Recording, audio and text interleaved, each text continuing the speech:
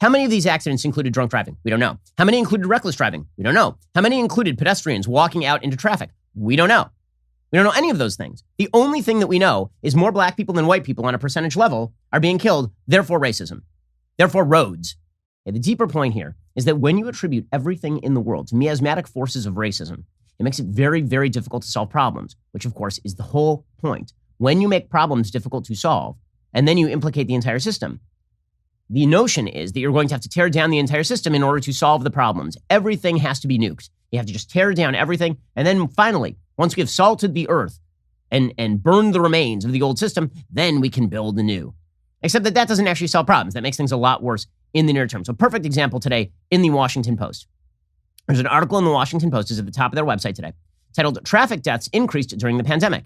The Toll Fell More Heavily on Black Residents. Report Shows." A new analysis found that even before 2020's increase, black people were killed on roads at a rate almost 25% higher than white people.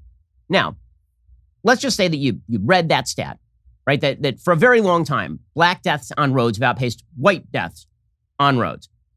Your first thought might be, who's speeding?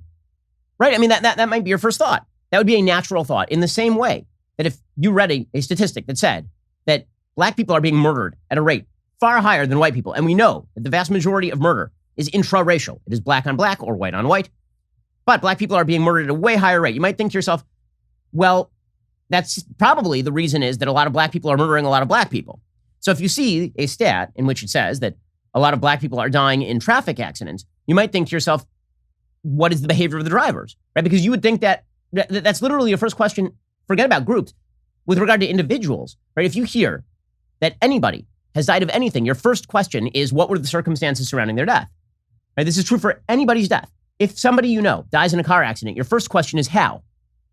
Right? You don't ask questions typically about the roads. You don't ask questions typically about the lights. Typically you ask, okay, were they speeding? And if somebody says, oh, they were speeding, you go, oh, okay, well, that's terrible, but you're speeding, right? Like you should probably pay attention to the traffic signs.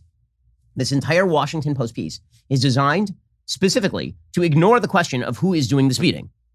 Right? Because if it turns out that black drivers are speeding more often than white drivers, that at least partially explains the discrepancy between black and white death statistics with regard to traffic accidents. Instead, the entire New York Times, the entire Washington Post article, rather, is dedicated to the proposition that it's institutional racism that causes higher levels of black deaths. So here's what the Washington Post, and again, what this means is that solutions become a lot more difficult. Because let's say, for example, that the problem really is disproportionate speeding inside the black community. And the reason I say that is because we have fairly good evidence from the past that there is, in fact, disproportionate speeding inside the black community. So to take an example, in the early 1990s, there was a big hubbub during the Clinton administration about supposed racial profiling on the New Jersey Turnpike. There's a lot of focus on this. Look at these terrible cops. They're pulling over black drivers. Even though it was at night, it's kind of hard to see the color of the person who's driving, but they're pulling over black drivers at a rate higher than white drivers. That must be the latent racism of the New Jersey Stadies. Right? They're just pulling black people over. Then, finally, there was a study, and the study was put out only about almost a decade later. And what the study found is that a very high percentage of the speeders were black. Right? It turns out that black drivers were just driving faster as a general rule than white drivers were, according to this particular study. Right? It was an actual Justice Department study in conjunction with the state offices of New Jersey. And what they found, it was leaked to the New York Times, what they found is that while black drivers were making about 16% of the drivers on the New Jersey Turnpike, 25% of the speeders in the 65 mile per hour zone, where profiling complaints were the most common, were black. Right? Black drivers sped about twice as much as white drivers and sped at reckless levels even more. In fact, according to that particular Justice Department study, blacks were actually stopped less than their speeding behavior would predict. They're about 23% of those stopped. Okay, so all of this is to not make any linkage between genetic skin color and how fast you drive. But if the question is, which groups of people are driving the fastest in American life and how does that link to traffic stops, you might think that might be like a consideration in the Washington Post piece. No, they weren't even going to consider it.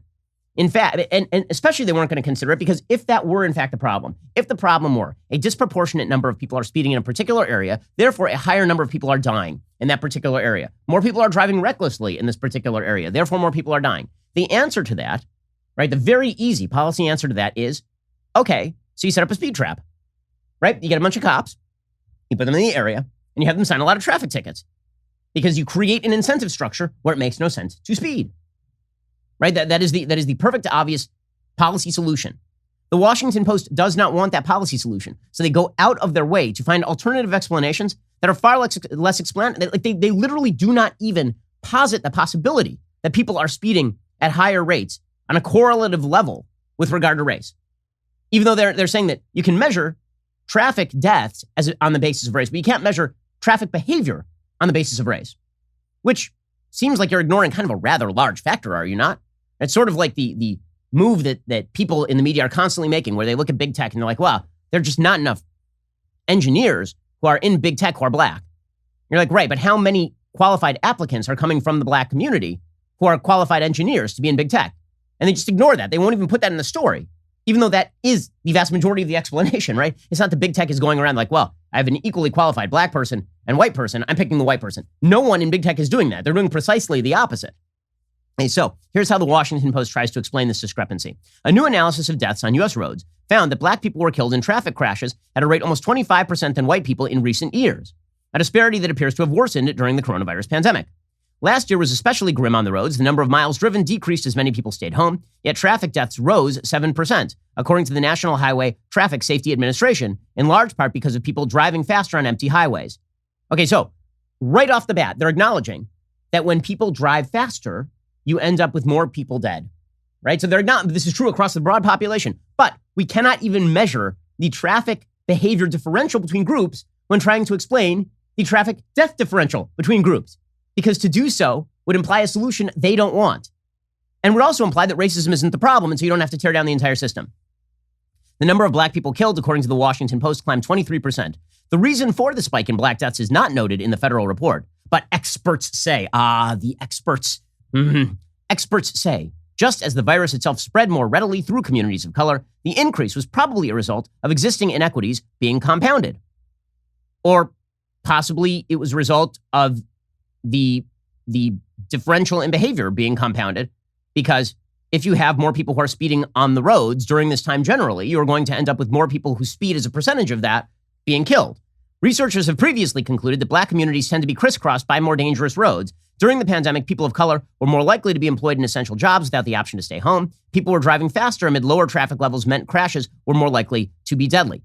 Okay, so the basic premise here is that the roads are racist, right? The roads, because they're in poor communities, and because these are bigger roads with fewer trees and people tend to speed more on those roads, that this is the real rationale. So presumably we should have traffic bottlenecks in these areas, which I'm not sure how that would solve many other problems having to do with the economy, having to do with transport. If you're living in a poorer area with fewer businesses, you need to get to work. You actually don't want fewer lanes on the roads. But put all that aside, the basic notion that this has to do with race as opposed to with class is another confound. It turns out that poorer areas very often are crisscrossed with more dangerous roads. I mean, those poorer areas generally exist around, for example, highways, because people who are richer don't want to live next to highways. Right? People who are richer don't want to live next to big roads with lots of traffic, which is why people who are richer tend to move out to the suburbs, for example. The NHTSA estimated that 38,680 people were killed in crashes nationwide last year, said 7,494 of them were black.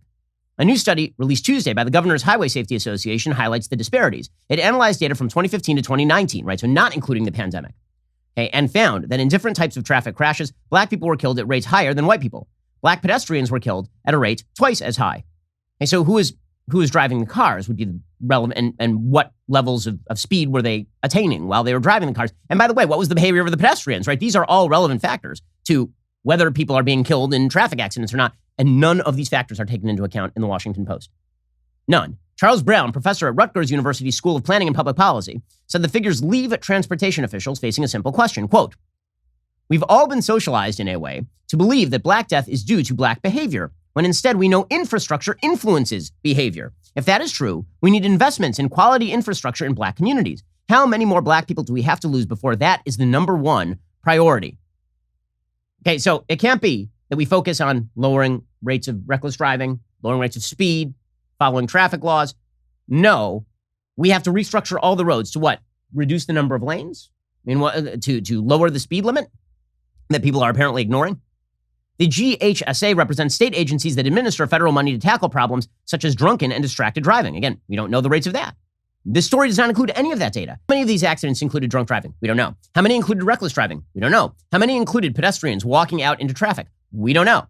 We don't know any of those things. The only thing that we know is more black people than white people on a percentage level are being killed, therefore racism, therefore roads. Okay, now what's kind of amazing about all of this is that then you look at some of the statistics that are sort of buried down in here, right? First, you get the typical equity speak from the Biden administration of Pete Buttigieg issuing a statement that the administration is now proposing a $20 billion, we're going to spend $20 billion on this, traffic safety proposal to reduce crashes and road deaths as part of its infrastructure plan. Buttigieg said last year's traffic fatality rates and the racial disparities reflected in them are unacceptable. This reflects broader patterns of inequity in our country, et cetera, et cetera, et cetera. Okay, so then you get to the actual differences among racial and ethnic groups.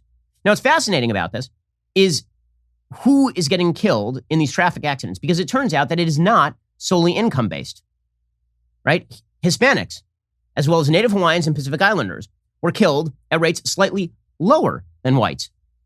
Weird, because on a household income level, Hispanics do pretty significantly worse right now than white Americans do. Not only that, they tend to live in lower income areas because of that. Presumably, many of the same lower income areas that are crisscrossed with the same kind of roads that are being blamed for higher black fatalities. American Indians and Alaska Natives were killed at much higher rates, more than twice the rate of black residents. Guillermo Narvaez, a lecturer at the University of Minnesota who has studied traffic safety in tribal areas, said American Indian communities are often remote and suffer from unsafe road designs. So it must be the unsafe road designs. Now, nowhere in here is contemplated the possibility that there are higher levels of reckless driving in American Indian reservations, for example, or higher levels of DUI in American Indian reservations, for example. Like, this is not, like, these possibilities are never taken into account. Human behavior is of no consequence because equal outcome is the supposed norm, except that it's not the supposed norm. Again, in any human endeavor, you can take groups of people, you can take this office and the office next door, and there will be complete disparities and differentials between the two offices, not based on race, because equal outcome among groups is not human norm. It doesn't exist anywhere on earth, at any time, in any place. Okay, but what does this all cover for? I'll tell you that in 1 second, because it really is, they kind of give away the game late in this article from the Washington Post. And the reason that this is so important is because when you insist that equal outcome must be the goal, regardless of behavior, and then you militantly refuse to look at individual behavior or how behavior agglomerates in groups, you are dictating unfairness, injustice, and violation of individual rights, and making life worse for the people who actually aren't engaging in the behavior. Here's where the Washington Post goes with this. Okay, so they first try to say that it's about the roads, that because minority communities are bisected very often by many lanes, long distances between stoplights, few trees, this signals that drivers can go fast. It signals that drivers can go fast. Okay, we're not going to talk about, again, racial differentials in speeding. We're going to talk about what the roads signal. Okay, this is where, okay, buried all the way down to the bottom of the article is the actual solution to this. Okay, traffic stops. Okay, the GHSA study says enforcement of traffic laws is an effective way to improve safety. Now, remember, very early on in this article, the Washington Post said the GHSA offers no opinion as to the cause of these traffic accidents. None. Okay, but they do offer a possible solution: enforce the traffic laws. The GHSA study says enforcement of traffic laws is an effective way to improve safety, but acknowledges that police stops of black people are under renewed scrutiny, saying they should be conducted only in a way that has the support of local communities. Traffic stops sometimes involve police confronting black drivers to pursue criminal investigations not related to road safety. The GHSA analysis also found that black people were killed in crashes involving a police pursuit at a rate 4 times higher than white people. Wait, excuse me? So now the big problem is that the police are enforcing the traffic laws because, again, note again, it's amazing. It's a consistent rule. Never look at the rationale for the disparity. Only blame some sort of miasmatic discrimination. Okay, again, black people were killed in crashes involving a police pursuit at a rate 4 times higher than white people. Do we know who is running away from the police at the highest rates of speed? Have we seen each of those individual circumstances? What are the base numbers there? Because really, like, how many people are killed in crashes involving a police pursuit total? You may be looking at a differential of like 8 versus 2, right? It's not like thousands of people are killed every year in crashes involving a police pursuit. Again, refusal to look at individual behavior is the basic media frame here. It is what they insist upon. And what does this result in? It results in more dead black people, just like with crime. Okay, when you don't police crime, you end up with more dead black people. When you don't police traffic, you end up with more dead black people. And because if it turns out that the underlying rationale for the disparity is individual behavior and you won't police the individual behavior, you get more of the individual behavior. So here's the natural outcome.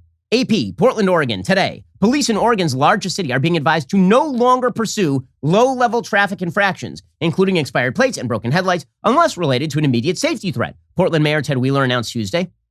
In addition, if police do stop a driver, they must receive recorded consent before searching the vehicle and clearly inform the person they have the right to refuse. Wheeler said both changes are an attempt to refocus on immediate threats and are also occurring in response to data showing a disproportionate impact on black drivers for traffic stops and vehicle searches. While 6% of Portlanders are black, he said they account for 18% of traffic stops in the city. Is this going to make the city safer? Is it? The answer, of course, is no. But when you buy into the lie that equal outcome is the natural state of things and that equal behavior is happening across every group, you are going to pursue bad policy that results in really, really bad results. When you pursue the lie that equal outcome is the natural state of things, regardless of behavior, and when you do as Ibram Kendi says, and you say, well, if there is a differential in behavior, then you're implying racial inferiority. I'm not implying anything. I'm saying that there are differences in human behavior across a wide variety of human interactions and activities. That's just a fact. Okay, forget about rationale for a second. That is a simple fact. And refusal to acknowledge simple facts on the ground means you're going to end up not only in La La Land, but in dangerous La La Land. Like, for example, undermining the police and suggesting that the police are responsible for these disparities. Because if it's not individual behavior that agglomerates in communities at different rates, well, then it must be the police who are really the problem. It also leads you to lie. So here's Mayor Lori Lightfoot in Chicago, for example, boasting of decline in crime in her city while the murder rate is up 30% this year. The reality is, June over June, so from last year to this one, what we've seen is a downward trend in both homicides and shootings. And if you look at where we were in January to where we are now, we're also seeing a downward trajectory in both homicides and shootings. We're different than other cities across the country. Every major city in the United States last year and this year has seen an unprecedented rise in violence. We're down on every other major category, but particularly in shootings and homicides related to gun violence. Okay, so I mean, it's amazing. She's like, well, we're down from last year. Oh, you mean when there was no cop anywhere to be seen? So your baseline is last year. Interesting. I've also noted that like dozens of people are being shot every weekend in Chicago, Mayor Lori Lightfoot. And you've declared racism a public health problem. So murder, not a public health problem in Chicago. Racism, a public health problem in Chicago. How's this for a title? Ben Shapiro Show subscriber destroys like button with clicks and logic. I'd watch that. Make it happen, gang.